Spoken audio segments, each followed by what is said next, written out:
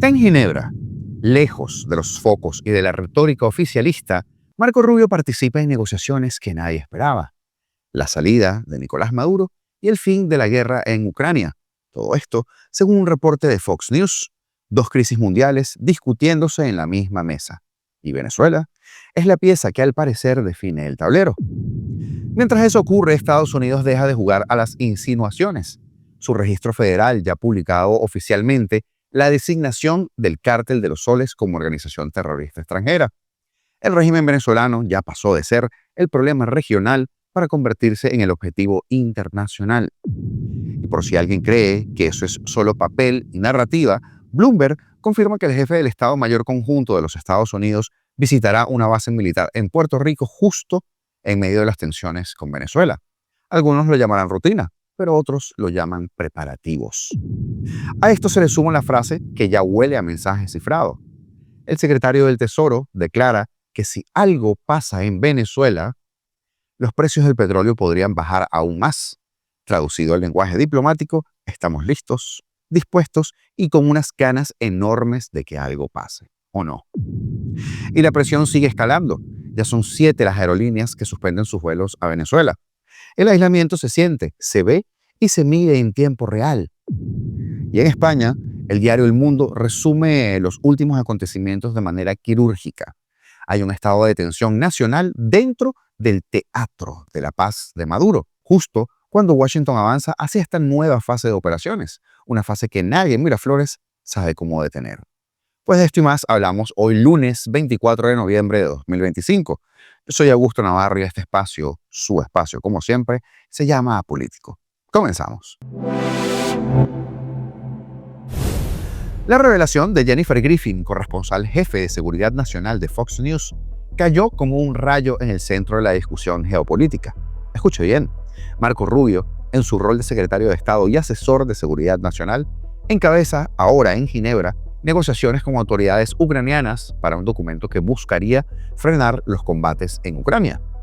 Un borrador que, según lo reportado, incluía concesiones significativas para Rusia, control de territorios que aún no ocupa y un límite formal que impediría a Ucrania ingresar a la OTAN en el futuro. Pero más allá del contenido de ese documento, lo relevante es el contexto. Esas negociaciones ocurren justo cuando Estados Unidos entra en una nueva fase de presión sostenida sobre la dictadura de Nicolás Maduro, marcada por movimientos militares, alertas de seguridad en el área, cancelación de vuelos comerciales y la salida preventiva de personal diplomático. Todo esto enmarcado en una ofensiva más amplia, mayor presión internacional, designaciones legales como la del Cártel de los Soles como organización terrorista y reportes de planificación de operaciones encubiertas en suelo venezolano. ¿Qué sucede entonces en Ginebra? Concesiones en un conflicto para ganar margen en otro conflicto. La información difundida por Griffin describe un borrador que, aunque no está finalizado, tendría un objetivo claro: frenar los combates en el corto plazo. Ese congelamiento del frente ucraniano coincidiría con un reacomodo de las prioridades estratégicas de los Estados Unidos. Rubio, según Griffin, habría explicado inicialmente que este plan no era iniciativa de Washington, sino de Moscú, para luego matizar sus declaraciones, lo cual fue muy curioso. Pero un detalle que no cambia es el hecho central. Los Estados Unidos están moviendo piezas simultáneamente en el tablero europeo y también en nuestro hemisferio. Porque en el Caribe hay señales inequívocas de una nueva fase. Mientras en Ginebra se debate el futuro inmediato de Ucrania, en el Caribe ocurre algo que no se puede atribuir a las coincidencias solamente. Las advertencias de la FAA, el reruteo de vuelos, la suspensión de operaciones de aerolíneas europeas y latinoamericanas y los reportes de movimientos navales de gran escala confirman que la administración estadounidense ha entrado en una fase distinta respecto a Venezuela. Se trata de preparación operacional real, sustentada en hechos que son verificables. Más de una decena de buques en la zona, declaraciones claras sobre el Cártel de los Soles como organización terrorista, ya está publicado el día de hoy, movimientos diplomáticos inusualmente sincronizados, pero no solo diplomáticos, también militares, informes que la CIA estaría afinando operaciones psicológicas para acelerar la salida de Maduro. Todo esto indica que Estados Unidos busca recuperar la iniciativa en un espacio en donde sí, Rusia, Irán, China, el crimen organizado transnacional ha ganado influencia durante muchos años. ¿Están conectados Ucrania y Venezuela? Ningún funcionario estadounidense lo ha afirmado explícitamente, pero el timing de lo que está ocurriendo, el tiempo, es difícil de ignorar.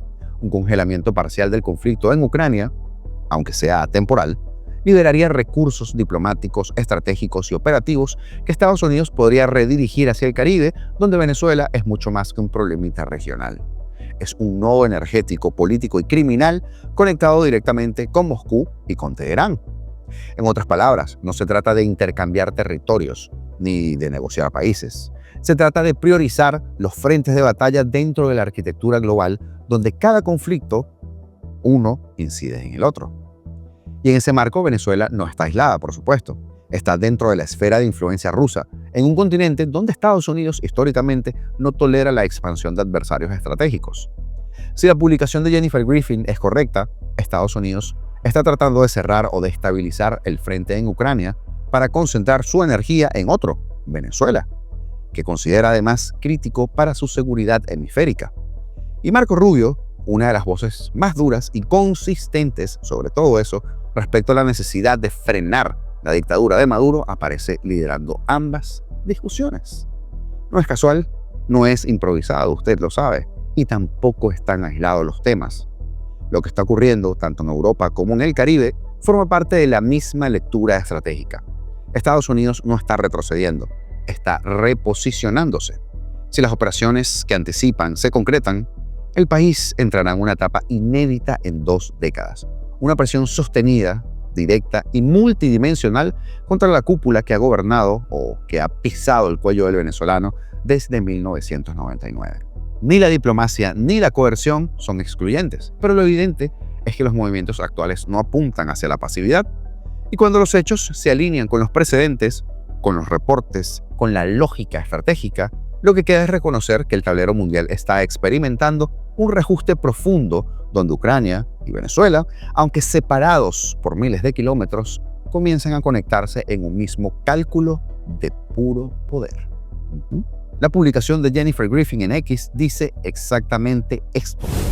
Dato: Marco Rubio es secretario de Estado y asesor de Seguridad Nacional. Actualmente se encuentra en Ginebra con el secretario del Ejército de los Estados Unidos, negociando con los ucranianos lo que se considera un documento que detiene los combates en Ucrania, otorgando a Rusia concesiones como el control del territorio ucraniano que el ejército ruso aún no controla y, así, prohibiendo a Ucrania su futura adhesión a la OTAN. Estas conversaciones en Ginebra tienen lugar en vísperas de lo que parece un esfuerzo masivo de Estados Unidos para expulsar a Maduro de Venezuela, un país rico en petróleo, aliado ruso en la esfera de influencia estadounidense. Rubio lidera las conversaciones después de negar a los senadores estadounidenses que el plan de Ucrania era un plan de Estados Unidos, implicando que era un plan ruso, y luego negarlo en un tuit del viernes mientras estaba en Ginebra. Esto, como informes de diplomáticos saliendo de Caracas, vuelos cancelados debido a la masiva concentración militar estadounidense en las costas de Venezuela y los planes para que Estados Unidos comience operaciones encubiertas dirigidas por la CIA y supuestos planes para lanzar volantes exigiendo la renuncia de Maduro. En otras palabras, un cambio de régimen que Rubio ha defendido durante mucho tiempo.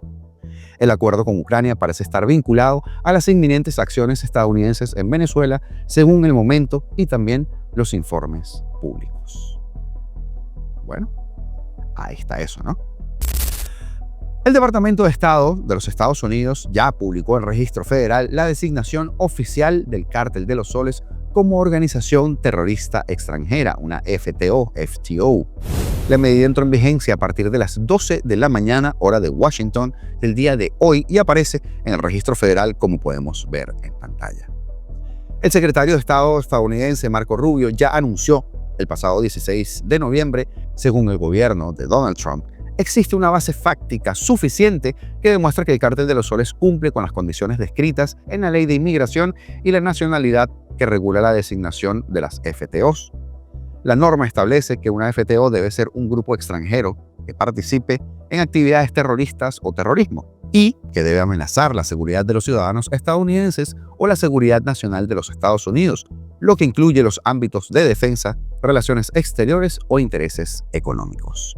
Esta decisión sucede después de que el Departamento del Tesoro de Estados Unidos ya catalogara en julio al Cártel de los Soles como un grupo terrorista global especialmente designado, una SDGT, aunque el régimen venezolano aseveró entonces que esa organización era un invento de los Estados Unidos. Rubio considera que el Cártel de los Soles y otros FTOs designados, como el Tren de Aragua o el Cártel de Sinaloa, son responsables de la violencia terrorista en el hemisferio americano, así como de traficar estupefacientes hacia los Estados Unidos y también hacia Europa. Y aunque las autoridades estadounidenses aseguran que el Cártel de los Soles es un grupo integrado principalmente por militares venezolanos desde los años 90 del siglo XX, las averiguaciones de la Administración de Control de Drogas, la DEA, no se oficializaron hasta marzo de 2020, durante el primer mandato del presidente Donald Trump. Fue entonces cuando el Departamento de Justicia reconoció formalmente la existencia de este grupo que asegura encabezan el tirano Nicolás Maduro, su titular de Interior y Justicia y Paz, Diosdado Cabello, el arrastrado de Padrino López y unos cuantos más, unos tantos, tal y como, por ejemplo, Cliver Alcalá o el Pollo Carvajal, quien anda cantando más que Luis Miguel. Y el general Dan Kane, jefe del Estado Mayor Conjunto de los Estados Unidos, se reunirá con militares del Comando Sur de Estados Unidos hoy en Puerto Rico, donde la presencia militar estadounidense ha aumentado a medida que la administración Trump considera tomar medidas militares en contra del régimen de Venezuela. El Pentágono informó en un comunicado que Kane y David Eason, miembro de los Navy SEAL y asesor principal de Kane, visitará el territorio estadounidense donde se cree que están estacionados la mayoría de los soldados estadounidenses que están en el Caribe. El viaje se produce en medio de esta creciente preocupación por posibles ataques de Estados Unidos en contra de objetivos en territorio venezolano. Al paso de esto había saltado el presidente brasileño Luis Ignacio Lula da Silva. Malo, declarando a la prensa, al término de la cumbre del Grupo de los 20, que planeaba contactar a Trump para expresar su preocupación por la intensificación de las actividades militares estadounidenses cerca de Venezuela, advirtiendo además que estas podrían desestabilizar Sudamérica. Lo que no dice Lula es que si hay algo o alguien que realmente desestabilizó Sudamérica, es el régimen chavista. Y las razones son muchas, como para ponerme a explicárselas al sinvergüenza este que las sabe además de memoria. La visita de Kane es sumamente coherente con el desarrollo de las acciones en curso. Y si suma esto a lo de Marco Rubio, entenderá por qué el sujetín este, el que va a ver, anda así. Es preocupante que no haya alguien que pueda ponerlos a pensar exactamente sobre las consecuencias de todo esto. Que los detenga. Tienen al señor de la guerra en su éxtasis. Está extasiado el señor de la guerra. Te dice que es preocupante las consecuencias de todo esto. Y lo irónico es que nunca se preocuparon ellos por las consecuencias de lo que vienen haciendo en más de un cuarto de siglo. ¡Qué belleza!, ¿verdad? Yo no sé si el señor de la guerra estará extasiado, como dice Cabello. Lo que sí podemos ver es que el narco necesita una granja de cochinos, ¿ya? Y yo solo recuerdo, Diosdado, que Verdugo no pide clemencia, y mucho menos para ti. El secretario del Departamento del Tesoro también habló. Scott Bessent evidenció el pasado viernes su urgencia por obtener energía barata y habló brevemente sobre Venezuela y el precio del petróleo, lo cual él ve estrechamente ligado. Estamos volviendo al crecimiento al estilo Donald Trump, que es un crecimiento alto y una inflación baja. Justo lo contrario de los años de Joe Biden, comentó Bessent en una entrevista con la periodista Laura Ingraham a través de Fox News. Estamos preparando el terreno, o como quieras llamarlo, izando las velas. Y como he dicho, tengo mucha confianza en el crecimiento del empleo y en el impulso que tenemos para el año que viene, garantizó Bessent a los estadounidenses que han mostrado su preocupación sobre la situación económica en las encuestas recientes. También recordó que en julio aprobamos una gran magnífica ley y gracias a ella estamos viendo un auge de inversión en el capital fijo. Históricamente el gasto de capital siempre va seguido de un crecimiento del empleo. Además, Bessent se refirió al eventual desenlace de la invasión rusa a Ucrania y la crisis causada por Nicolás Maduro en Venezuela. Los acuerdos de paz, ya sabes, estamos viendo un dividendo de paz gracias a eso y creo que hay muchas posibilidades de que si ocurre algo con Rusia y Ucrania, y si ocurre algo en Venezuela, podamos ver cómo los precios del petróleo bajan aún más. Asimismo, Bessel recordó que la energía se destina a los precios de los alimentos y luego la tercera parte son los acuerdos comerciales. Y creo que lo vamos a ver. Eso han sido sus palabras. Es que estos acuerdos comerciales se convertirán en puestos de trabajo. Sobre los sondeos negativos, el secretario del Tesoro aseguró que lo único que no van a hacer es decirle al pueblo estadounidense que no saben ellos mismos cómo se sienten, como lo hicieron los de Biden. Creemos que las políticas son adecuadas para el país y que veremos una aceleración sustancial, pero no inflacionaria. Y si el secretario quiere petróleo bajo, la piedra de traba entonces es Maduro. Y si esa es la piedra, a eliminar la verdad. Y la suspensión de vuelos hacia Venezuela en respuesta a esa alerta emitida por Estados Unidos para extremar la precaución al sobrevolar el país, elevó el domingo la tensión en la región al ascender a 7 las aerolíneas que tomaron esa decisión en momentos en el que el gobierno de Donald Trump mantiene ese despliegue militar en el Caribe y suspender sus operaciones provisionalmente. LATAM Airlines, la aerolínea más grande de América Latina, confirmó la cancelación de los vuelos programados para hoy lunes desde Bogotá a Caracas, luego de que la Administración Federal emitiera el viernes pasado ese aviso internacional, ese NOTAM, que instó a extremar la precaución al sobrevolar Venezuela y el sur del Mar Caribe. Para LATAM Airlines Colombia, la prioridad es la seguridad de sus pasajeros y sus tripulaciones, caso contrario a Maduro. Por esa razón, la aerolínea decidió cancelar de manera preventiva la operación de los vuelos en la ruta Bogotá-Caracas-Bogotá del 23 y del 24 de noviembre, informó la compañía en un comunicado.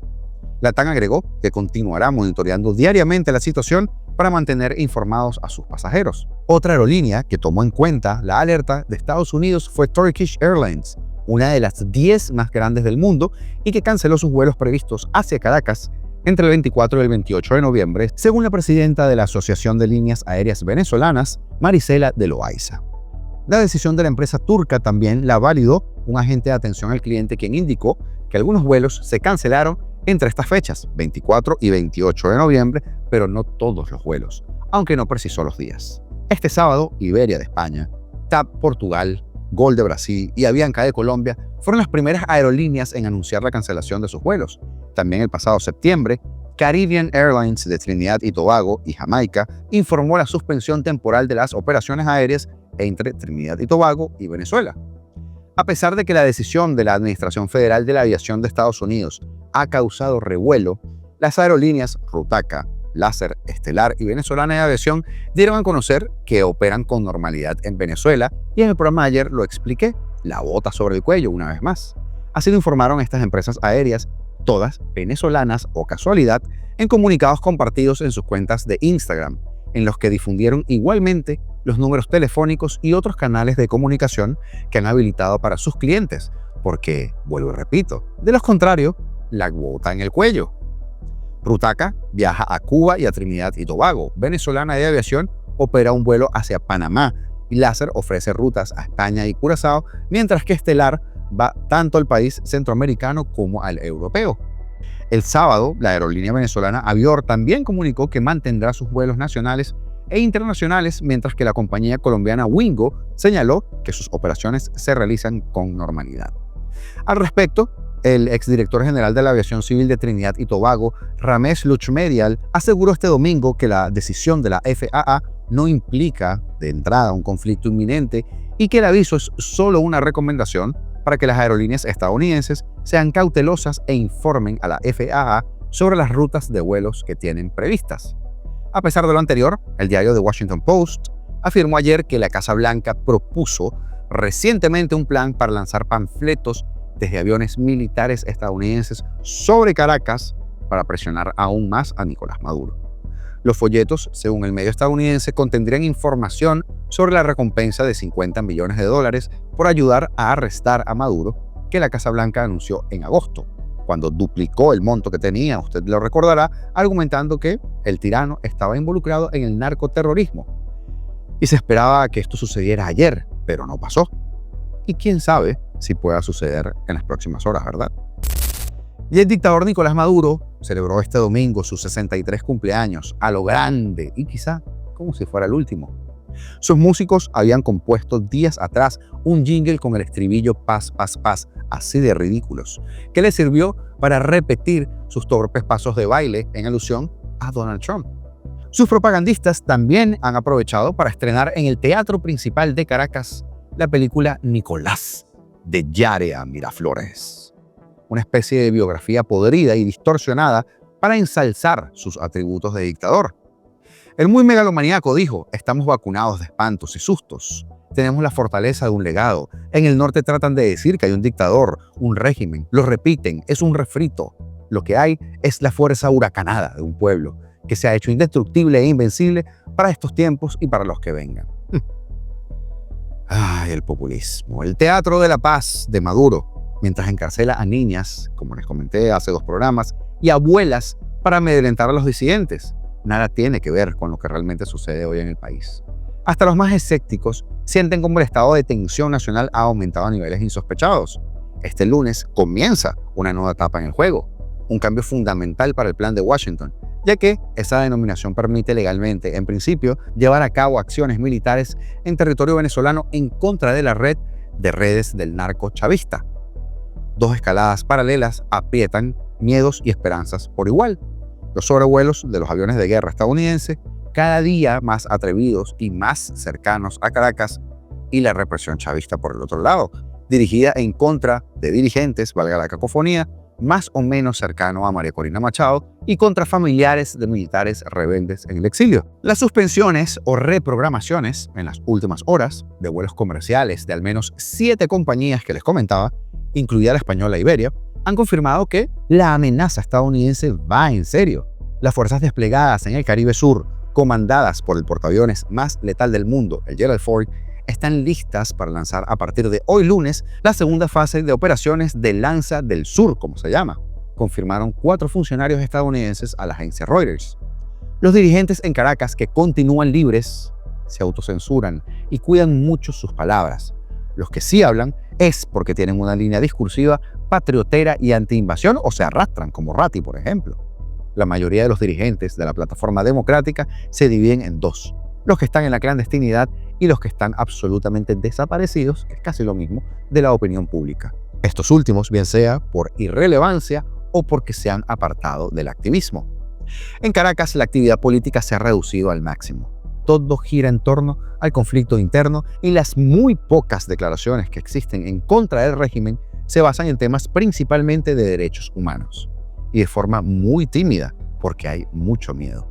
Y es que según el diario El Mundo, la oposición crítica a Machado no ha levantado cabeza, ni la va a levantar. Y es que nada se sabe de lo que puede ocurrir desde el día hoy lunes, ni el alcance, ni las implicaciones, y tampoco de la vía de diálogo abierta por Washington para que Maduro renuncie y emprenda el exilio hacia Turquía, Rusia, Cuba o se entregue definitivamente. Desde el primer momento, la tesis general es que las operaciones contra las narcolanchas se prolongarían en tierra con el bombardeo de posiciones de los narcos, pistas clandestinas de aterrizaje, campamentos de la guerrilla colombiana y posiciones en la zona del contrabando minero. Cuidadito allí, que ahí sí se puede formar la buena.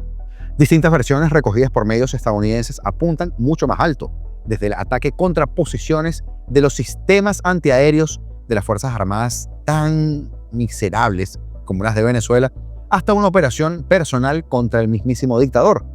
También hay quien apuesta porque será la CIA la que primero mueva la ficha con algún tipo de operación encubierta.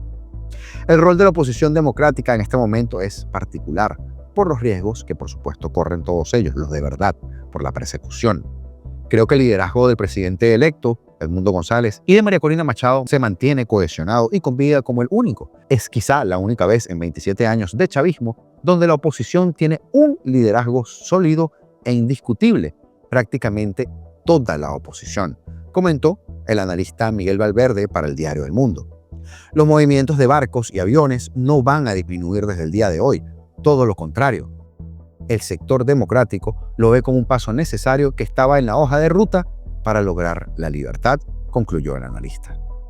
El agotamiento del primer ultimátum para Maduro ha coincidido además con las distintas apuestas al diálogo de Trump en un futuro no muy lejano, con todo su sello personal imprevisible y cargado de amenazas. El presidente Trump aseguró que está dispuesto a comunicarle al caudillo revolucionario algo muy específico. Y con todo el despliegue uno se imagina que puede ser eso, ¿verdad? Maduro, mientras tanto, mantiene su propuesta de ofrecer todas las riquezas energéticas a las empresas estadounidenses, además del alejamiento de Moscú y Pekín. La crisis iniciada hace más de 3 meses se ha prolongado tanto que el alto mando militar de la dictadura ha retomado su estrategia interior más allá de la persecución. Ha avanzado en el llamado año constituyente, y ojo aquí, porque no se nos puede olvidar esas cosas. Jornadas de intenso activismo político con la reforma del partido gubernamental, por decirlo de alguna manera, para forzar un incremento en las milicias. Pero sobre todo, han querido despertar el ánimo nacionalista con ese balurdo despliegue de las Fuerzas Armadas dentro del territorio, pero sin atreverse a retar la nueva frontera militar definida por los buques y la aviación de Estados Unidos. A sus seguidores se les vende un mensaje híbrido, una confianza metafísica basada en una decisión de Jesucristo de que se superará la crisis, declaró para El Mundo el sociólogo Gianni Finco. Y la señal más clara fue ver a todos esos arrastrados militares en un absoluto acto de sumisión cantándole cumpleaños al genocida. Pues bien, señores militares, se merecen todo lo que les pueda pasar. Saludos especiales para mi buen amigo Jesús Marcano por subir de nivel su membresía en el canal. Por cierto, uno de los mejores camarógrafos by far de este país. Una verdadera máquina de la imagen. También para Adriana Rivera, para Dani Faría y por supuesto para Mario Benedetti. Gracias por tanta generosidad y gracias por los aportes mediante los super thanks a este canal. De verdad, gracias de todo corazón y bendiciones para todos y cada uno de ustedes. Comenta, dale like y comparte este video. No cuesta nada y nos ayuda a seguir creciendo. Los botones están acá abajo, es rápido, eso sí es gratis y marca la diferencia. Y suscribirte, si no lo has hecho, chécate, para que podamos seguir peleando juntos. Libertad o nada, señores, porque seremos libres.